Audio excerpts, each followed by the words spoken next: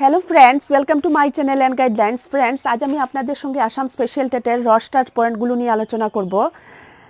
Friends, পুরনো যে 13 পয়েন্টসের Roaster ছিল সেটা মডিফিকেশন হয়ে বর্তমানে 100 এবং 200 পয়েন্টসের রস্টার মেনটেন করা হয়। তো আজ আপনাদের সঙ্গে আমি সেটা আলোচনা করব। আমার পিসির মাধ্যমে আমি আপনাদেরকে স্বল্প বুঝিয়ে দেব। আর আপনাদের যদি টোটাল পুরো পিডিএফটার দরকার হয় তাহলে আপনাদের হোয়াটসঅ্যাপ নাম্বারটা আমাকে দিয়ে দেবেন, আমি পাঠিয়ে দেবো, তাহলে আপনারা সম্পূর্ণটা বুঝতে পারবেন। তাহলে চলুন আমার পিসিতে।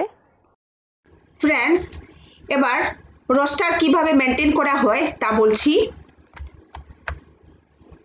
তবে বিস্তারিত আলোচনা করছি না, জাস্ট আপনাদের ধারণাটা দিয়ে দেব যাতে আপনাদের অফিসিয়াল বিভিন্ন ধরনের প্রবলেম সামনে আসলে তা আপনারা সলভ করতে পারেন।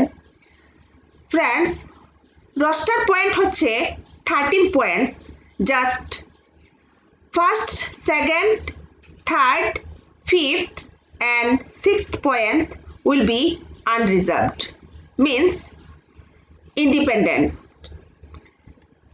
Next, fourth will reserved for OBCs, seventh SCs, 13th post ST, and 8 or 12 OBCs, and 9th, 10th and 11th will be unreserved.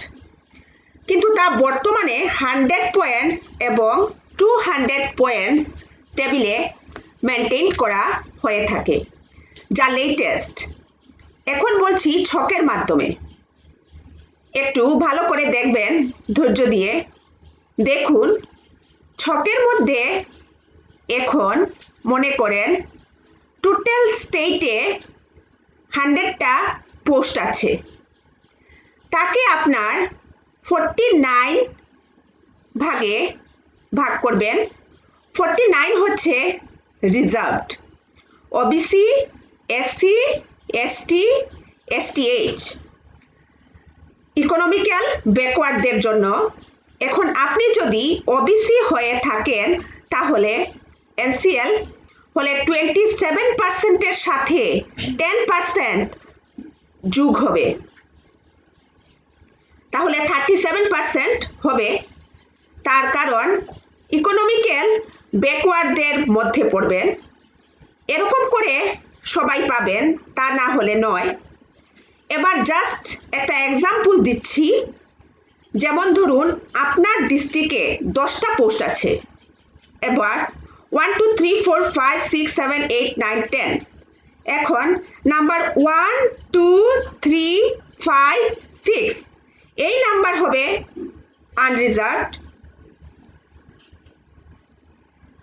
এবং ফোর্থ নাম্বার হবে ওবিসিসদের জন্য রিজার্ভ, সেভেন্থ হবে এসসি, 8 হবে ওবিসি, 9th 10th হবে unreserved.